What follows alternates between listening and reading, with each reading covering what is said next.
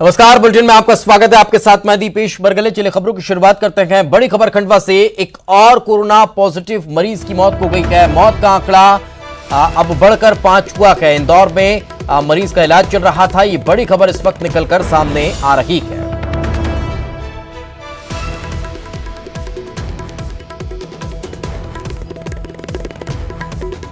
तो खंडवा से ये इस वक्त की बड़ी खबर हम आपको बता रखे हैं। एक और मरीज की इलाज के दौरान जान चली गई है। कोरोना पीड़ित ये मरीज बताया जा रहा है, जिसका इलाज चल रहा था, लेकिन इलाज के दौरान इसने दम तोड़ दिया।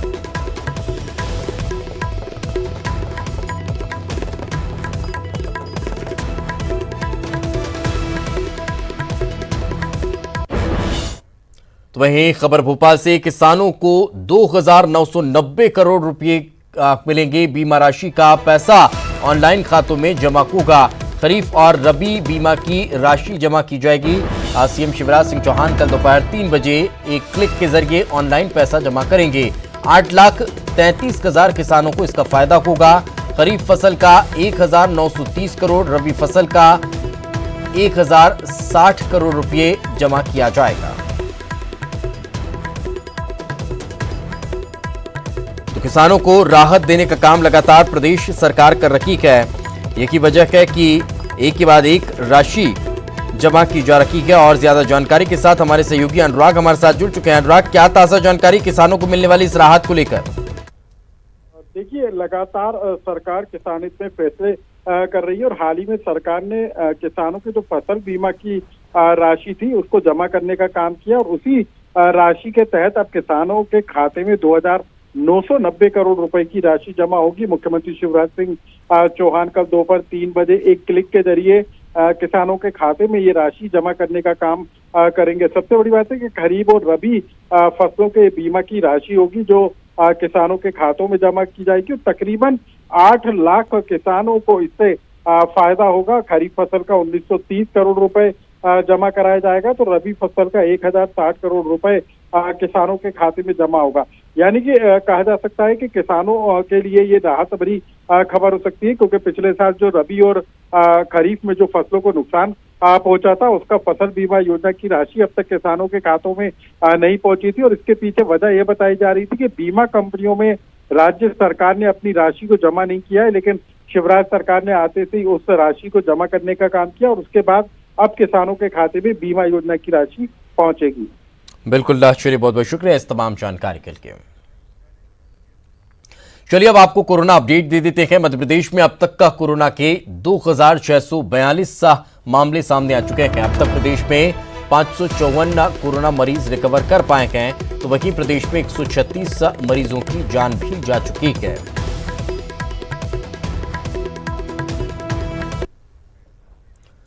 तो 2,642 कोरोना के कुल केस प्रदेश में अभी तक देखने को मिले हैं। 1,953 लोगों का जो अभी संघर्ष लगातार जारी है।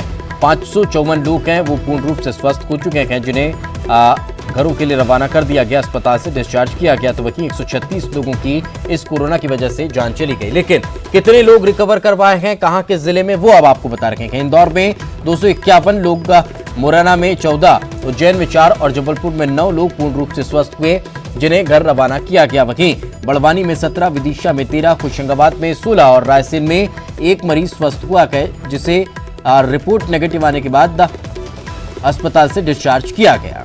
वहीं बाकी जिलों का अगर हाल देखा जाए तो खंडवा में 12, धार में 1, देवास में 5, शाजापुर में 6 मरीज रिकवर कर पाए हैं।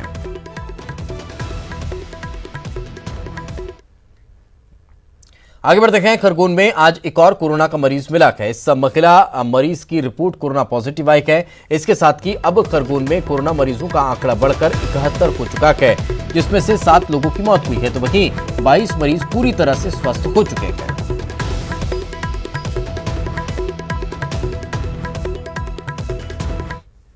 मुरैना जिले में एक बार फिर से कोरोना ने दस्तक दे दी है। महिला कोरोना पॉजिटिव पाई गई है। महिला वार्ड नंबर 19 के इस्लामपुरा की रहने वाली बताई जा रही है। महिला 28 अप्रैल को अपने पति और ड्राइवर के साथ आगरा से मुरैना पहुंची थी।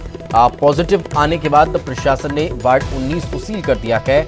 उसके संपर्क में आने वाले सभी लोगों की तलाश की जा रही है। ये 28 तारीख को आगरा से अपने मायके से यहाँ पर आई हैं और अभी जो है इनको इलाज के लिए जो है अस्पताल भेज दिया गया है मेडिकल टीम द्वारा। आगे बढ़ते हैं। हरदा में आज कोरोना के 2 नए मामले सामने आए हैं। दोनों मरीज महिलाएं हैं जिनकी रिपोर्ट कोरोना पॉजिटिव निकली है। इन्हें जिला अस्पताल के आइसोलेशन वार्ड में भर्ती कराया गया। इसके साथ ही हरदा जिले में कोरोना मरीजों की संख्या 3 हो चुकी है। तीनों मरीज एक ही परिवार के बताए जा रहे हैं। जिले में ग्राम भटपुरा में जो कि सरहदी तहसील और विकासखंड चकिया का गांव है, वहाँ का एक मरीज की पहले पॉजिटिव रिपोर्ट आई थी। उसके बाद उसके पत्नी और उसके रिश्तेदार।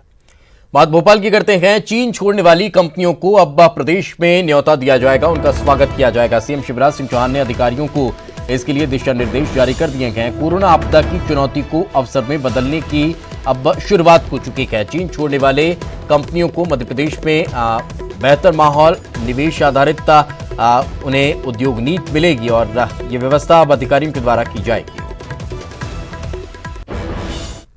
वहीं कोरोना का अपडेट लेकर मंत्री नरोत्तम मिश्रा ने बयान दिया कि कोरोना का आंकड़ा अब थोड़ा राहत पहुंचा रहा है।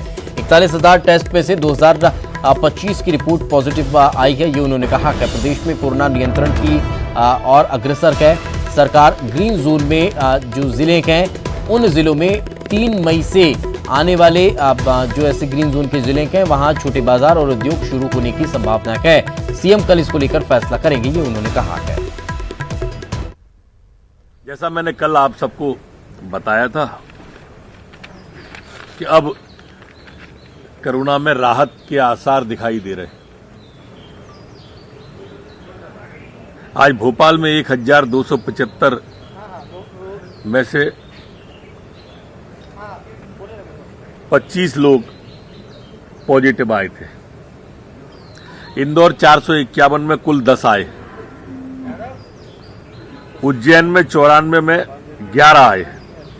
जबलपुर 157 में 7। इस तरह से पूरे प्रदेश में अब अच्छे साइन आते जा रहे हैं। कुल टेस्ट मध्य प्रदेश में अभी तक 41,712 किए गए, जिसमें 2,625 पॉजिटिव आए थे। ठीक होकर बड़ी संख्या में लोग चले गए। 2006 अभी ऐसे लोग हैं जो इलाज के अंतर हैं। जो मौतें हुई, मैं जैसा पहले भी कह रहा था कि डेंगू के कारण हालत बिगड़ी, पर कोरोना भी था। किसी को लीवर था, तिल्ली थी, हार्ट का था, कोई ना कोई रोग एक सपोर्टिंग था, जिसकी सूची हम 1-2 दिन में आपको देंगे। इसलिए हमारी मान्यता ऐसी है कि धीरे धीरे अब हम मध्य प्रदेश में ठीक दिशा की ओर बढ़ रहे हैं। हमारे पास पर्याप्त मात्रा में वेंटिलेटर उपलब्ध हैं, आईसीयू के बेड उपलब्ध हैं। हमारे मध्य प्रदेश के कई जिले अब ग्रीन और होने की स्थिति में आ गए। जैसे शिवपुरी में 14 दिन से अधिक हो गए, कोई पेशेंट नहीं मिला। मुरैना में कोई नहीं मिला है। या जो कहें ग्वालियर चंबल हमारा लगभग पूरा ग्रीन में आ गया। दतिया में था ही नहीं कोई।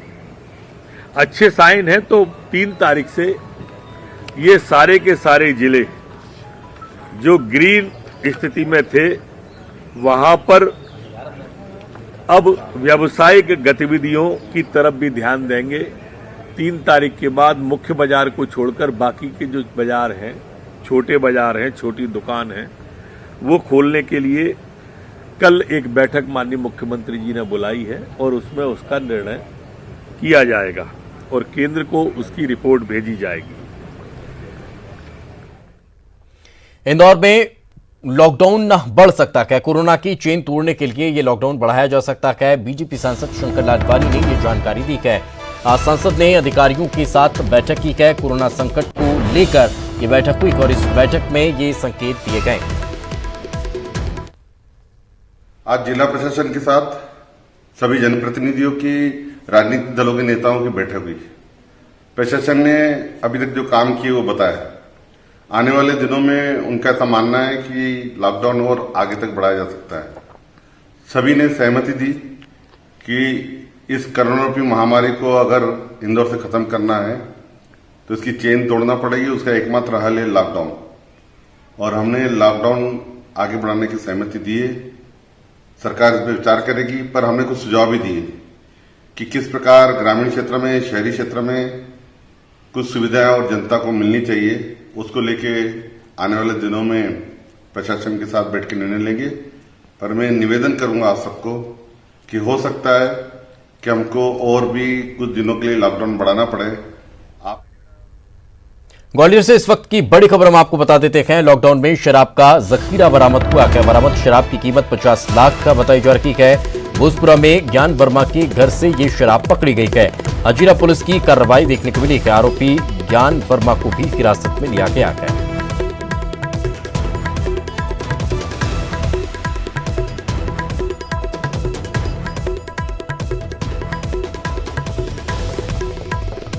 लगातार शराब तस्करी के मामले एक के बाद एक सामने आते जा रहे हैं और इसी मामले को लेकर यह कार्रवाई देखने को मिली है। शराब का जखीरा बरामद किया गया है। अवैध शराब का यह जखीरा बताया जा रहा है जिसे जब्त किया गया।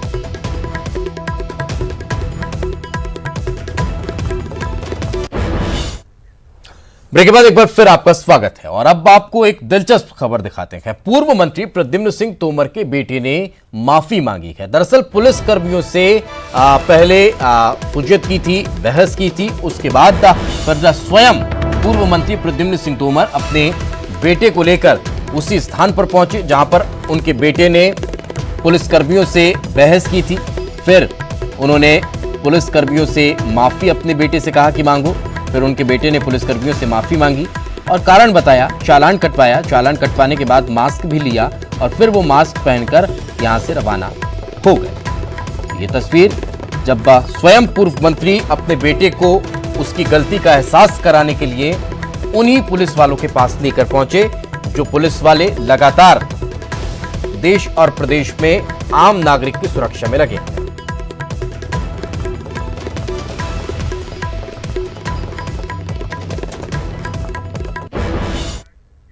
सागर में कलेक्टर और एसपी ने खुदाई के खुरई के गांव का निरीक्षण किया है। बताया ये जा रहा है कि मजदूर फसल कटाई के लिए आए हुए थे, जिसमें एक महिला कोरोना पॉजिटिव पाई गई है, जिसके बाद प्रशासनिक टीम गांव पहुंची और पूरे गांव को क्वारंटीन किया गया है। जैसे ही कोई पॉजिटिव केस की जानकारी मिलती है तो वो एरिया पूरा कंटेनमेंट एरिया बनाया जाता है और उसके बाद उसमें सर्वे कराया जाता है। और जो भी इसमें कॉन्टैक्ट ट्रेसिंग होती है, 2 तरह के कॉन्टैक्ट्स होते हैं, हाई रिस्क कॉन्टैक्ट्स और लो रिस्क कॉन्टैक्ट्स। तो जो भी हाई रिस्क कॉन्टैक्ट्स हैं उनकी तत्काल सैम्पलिंग होगी। जो लो रिस्क कॉन्टैक्ट्स हैं उनको 14 दिन आप उसमें देखना रहता है कि उनमें सिम्टम्स आएंगे तब। तो पूरा सेट प्रोटोकॉल है, उसी का यहाँ पे पालन किया जाएगा। रीवा में खाद्यान्न नहीं मिलने से नाराज ग्रामीणों ने हंगामा कर दिया और राशन दुकान का घेराव किया। ग्रामीण इतने नाराज थे कि सोशल डिस्टेंसिंग का भी ख्याल नहीं रखा। हालांकि ये तस्वीर सुबह की बताई जा रही है।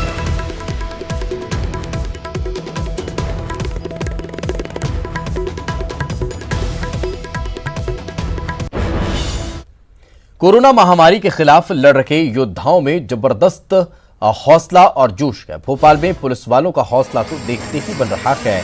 कोहेफिजा थाने में एसआई ऋचा त्रिपाठी और 2 आरक्षक अपना फर्ज निभाते हुए कोरोना संक्रमण का शिकार हुए तो स्टाफ ने हौसला बढ़ाया और वो हंसते हंसते कोरोना को मात देने के लिए अस्पताल चले गए। फिर पुलिस वालों ने ये भी दिखाया कि हमारे हौसले बुलंद हैं। कोहेफिजा थाने के टीआई सुधीर ने अपने साथी कर्मचारियों के साथ देशभक्ति गानों की धुन पर जमकर डांस भी किया।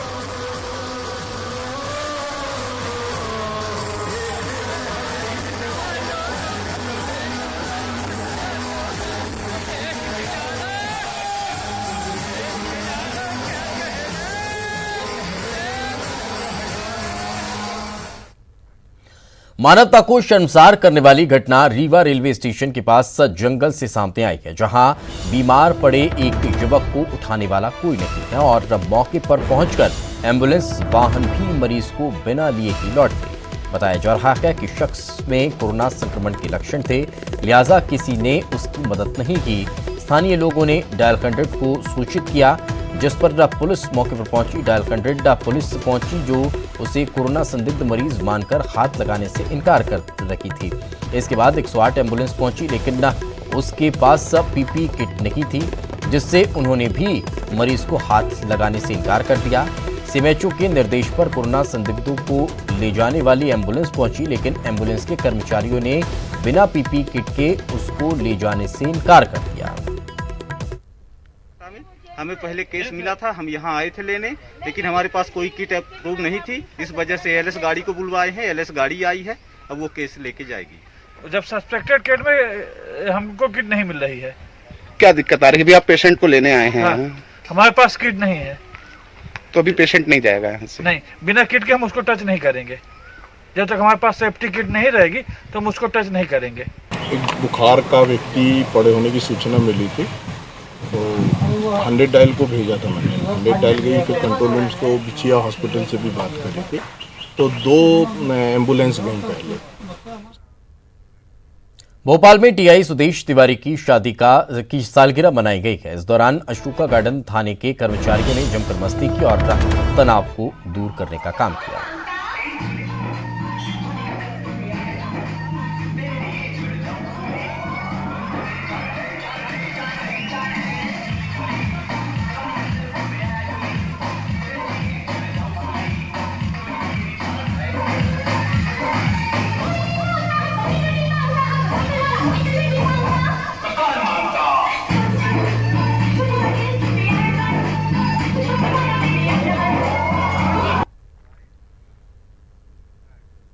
और इसी के साथ इस बुलेटिन में फिलहाल इतना ही। खबरें लगातार जारी हैं।